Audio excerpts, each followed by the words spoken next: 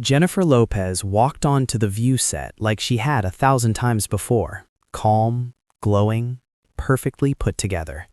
Whoopi greeted her with that warm, familiar smile. Sunny leaned in with genuine excitement. Sarah waved, happy to have her back on the show. Everything felt normal, at least for the first 3 seconds. But then Jennifer's eyes drifted to the far end of the table.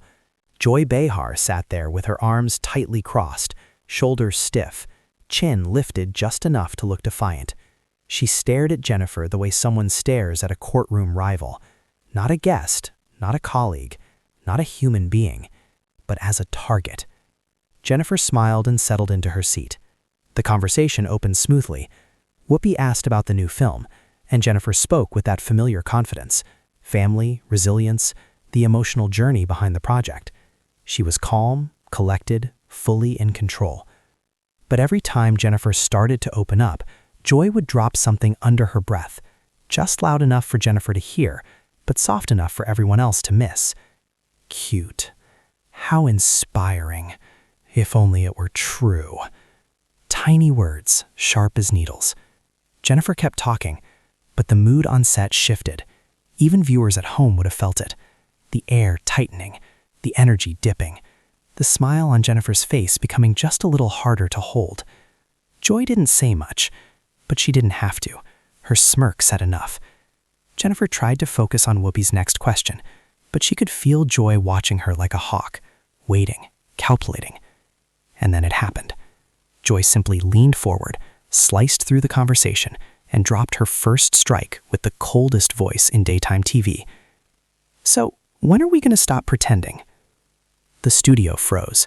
Whoopi's mouth stayed open mid-sentence. Sunny stopped adjusting her note cards. Sarah blinked hard like she wasn't sure she heard correctly. Jennifer didn't move. She just stared back at Joy, knowing this was it. The storm she sensed from the moment she walked in had finally broken open. And Joy Behar wasn't easing into anything. Joy didn't waste a second after her opening shot. She leaned back in her chair, crossed one leg over the other, and stared at Jennifer like she'd been waiting years to say the next line. "You've played so many versions of yourself," she said, her tone dripping with judgment. "Do you even know who you are anymore?" The words hit the table like a slap.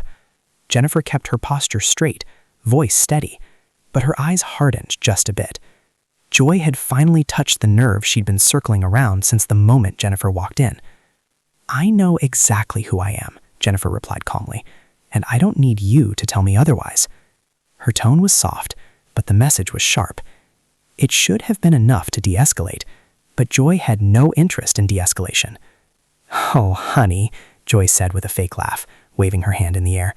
"You don't define your journey. Your PR team does." The other host shifted uncomfortably. Jennifer inhaled slowly, grounding herself. She wasn't going to let Joy drag her into a shouting match. Not yet. "My journey isn't something I need your permission to define," she repeated firmer this time. But Joy wasn't done, not even close. She leaned forward again, her voice speeding up, sharp and relentless, like she was reading off a list she'd memorized. Dancer, singer, actress, designer, businesswoman. What next? Politician? She didn't even pause. Is any of it real, Jennifer? Or is it all just cosplay for attention? Jennifer felt it this time. The hit wasn't about her work anymore. It wasn't even about the interview. It was personal, calculated, designed to humiliate her on national television. And the temperature at the table spiked. This wasn't curiosity. This wasn't journalism. This was Joy Behar testing how far she could push before Jennifer broke. And Jennifer felt the line being crossed clearly, intentionally, and in front of millions. Joy didn't pause to breathe. She didn't blink. She went straight for the place everyone knew was off limits. The personal life. The part of Jennifer's story that had nothing to do with her movie, her work, or why she was even on the show. "Your love life," Joy said, leaning back like she was settling into her favorite segment, "is more consistent than your artistry." The words hit like a heavy door slamming shut. Jennifer's jaw tightened, just barely, but she didn't look away. Joy kept going. "Some people build careers. You," she shrugged, cruel and casual, "you build headlines." The table went silent again. Even Whoopi froze. hands hovering over her stack of note cards. Everyone knew Joy had crossed the first real line. Jennifer knew it too, but she wasn't going to let Joy write the narrative. She leaned in, her voice lower, calmer, but with an edge that cut cleaner than yelling ever could. "Funny," Jennifer said. "You talk about careers, but yours seems to rely on pettiness and interrupting women you feel threatened by." It wasn't loud, it wasn't dramatic, but it was precise, like she had taken a scalpel and split the conversation in half. Joy blinked for the first time in minutes, and then she snapped. "Oh, please," Joy scoffed, waving her hand like shooing away a fly. "Threatened by you?" She leaned forward again, hungry for the next strike. "You act like Hollywood just can't function with your voice, when half the time people wonder if you even sing on your own tracks." Sunny looked down. Sarah pressed her lips together. Whoopi muttered something under her breath. But Joy wasn't done, not even close. She went darker. "I've heard the stories, Jennifer. Casting couches, favors, doors magically opening for you that stay shut for everyone else." Her voice dropped into something cold. "Your so-called hard work, it always seemed a little too convenient." Jennifer's eyes flashed, not with panic, but with something heavier. Disappointment, hurt, a decision forming. And Joy delivered the final blow, one she had clearly been saving. "You didn't climb the ladder, Jennifer." She paused for effect, savoring it. "You let the ladder climb you." The impact was instant. Sunny's hand covered her mouth. Sarah whispered, "Oh my God." Whoopi slammed a paper down on the table. It wasn't just disrespect. It wasn't just rude. It was character assassination, live. Jennifer didn't shout. She didn't fire back right away. She simply pushed back her chair with a slow, steady motion. She stood, not out of rage, but out of clarity, out of self-respect. Her breathing was controlled, her face composed, but her eyes told the truth. Joy Behar had crossed a line that should never be crossed.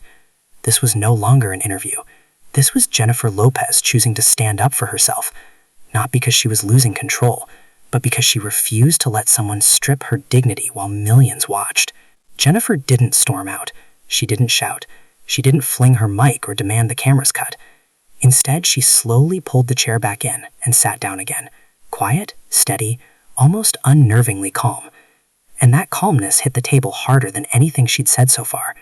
Her eyes were different now. No more shock, no more hurt, just clarity. "Joy," Jennifer said, her voice low and controlled. "At some point, this stops being journalism and becomes obsession." Joy's face twitched just a little. She hadn't expected Jennifer to regain control this fast. She certainly hadn't expected her to come back swinging with a clear head instead of anger. Jennifer kept going, her tone almost clinical. "You don't interview people," she said plainly. "You interrogate them." Joy opened her mouth ready to fire something back, but Jennifer didn't give her the chance. "You don't reveal truth," she continued. "You twist it." Each sentence landed like a clean, precise cut, sharp but not emotional. Jennifer wasn't reacting anymore. She was diagnosing, breaking Joy down with the same accuracy a surgeon uses to trace a nerve. And for the first time since the interview began, Joy looked unsure. Not threatened, not embarrassed, just thrown off balance. Jennifer wasn't flustered. She wasn't rattled. She wasn't trying to defend herself anymore. She was turning the entire conversation around, holding Joy under the same harsh spotlight Joy had tried to put on her. It wasn't rage. It wasn't panic. It was composure sharpened into a weapon. And Joy Behar, the woman who thrived on pushing buttons and provoking meltdowns, suddenly found herself sitting across from someone refusing to melt. Someone dissecting her behavior piece by piece. Jennifer didn't need volume to win this round. She won it by being colder, calmer, and more controlled than Joy had ever expected. And Joy wasn't ready for that version of her. Jennifer didn't raise her voice. She didn't match Joy's tone. She didn't let the heat push her into another explosion. Instead, she leaned back slightly, breathed in, and spoke with a level of logic that cut far deeper than anything she'd said before. "You call this accountability?" she asked, her tone steady and almost unnervingly calm. "Then hold yourself accountable first." Joy blinked, once, twice. She clearly hadn't expected Jennifer to pivot from emotion to precision. Jennifer continued, her voice controlled, each word chosen like she was laying down evidence in a case. "You say I'm a brand," she said. "Fine. If I'm a brand, then what does that make you?" She paused just long enough to make Joy feel the weight of the question. An anchor or an anchor dragging women down? That one hit and it showed. Joy's posture stiffened, her jaw tightened, her eyes darted, not in confidence but in irritation. She couldn't hide anymore. The tables had turned, and she knew it. "You don't get to question my integrity," Joy snapped, her voice higher than before, the first real crack in her armor. Jennifer didn't flinch. "You questioned my identity for 20 minutes, she replied, her tone calm but pointed, like she was reminding Joy of something undeniable. Joy opened her mouth again, but nothing came out. She looked angry, but it wasn't the same kind of anger she had thrown at Jennifer. This time it was defensive, cornered, exposed. Jennifer hadn't yelled, she hadn't broken down, she hadn't run. She had simply laid the truth in front of Joy quietly, surgically, and without apology. And for the first time in the entire interview, Joy Behar didn't seem sure she was winning anything at all. Joy